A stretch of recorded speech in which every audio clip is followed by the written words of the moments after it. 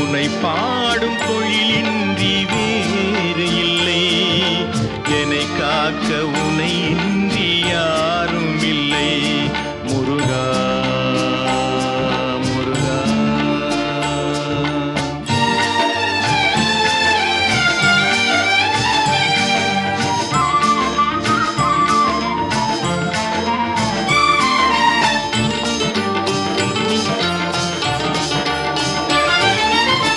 கற்பனையில் வருகின்ற சொற்பதமே அன்பு, கருணையில் உருவான அற்புதமே. கற்பனையில் வருகின்ற சொற்பதமே அன்பு, கருணையில் உருவான அற்புதமே.